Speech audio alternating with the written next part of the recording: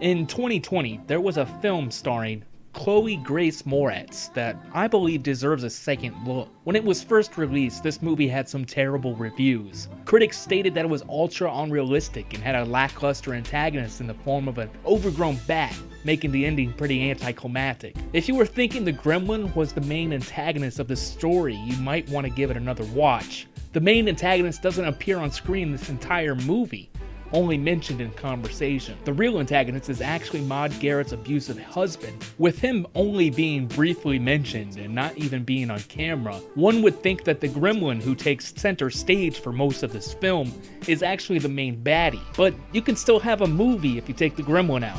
Take the husband out, and the movie becomes something very different. This is a story about a woman overcoming great odds to guarantee a better life for her child. It's just disguised as a creature feature. If you haven't had the opportunity to watch this movie, let me briefly break it down.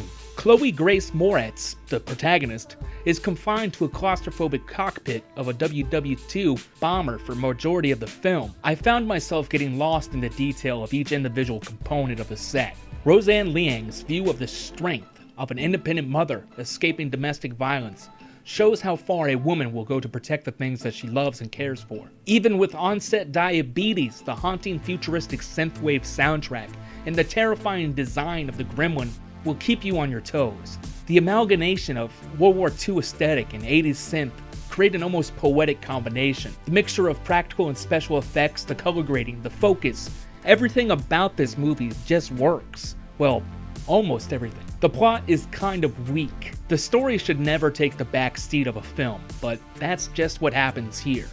Instead of having a clear focus, the movie bounces from horror, action, and social statements.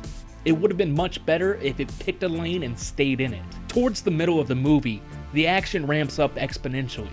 Our protagonist has to use adrenaline-fueled gymnastics to maneuver around the bomber after a dogfight in the sky. When the action starts to settle down, the horror remains to stay fresh. Staying away from a lot of traditional tropes seen in horror movies prevents this movie from feeling stale. The climax of the movie follows the Marvel format. It has a CGI fight sequence at the end where the protagonist comes out victorious. The ending leaves it open for a potential sequel, and I for one would love to see one made. Watching Chloe Grace Moretz having to protect her baby, showing the iron will of a mother as she escapes the island they were deserted on. That could lead to some pretty badass moments.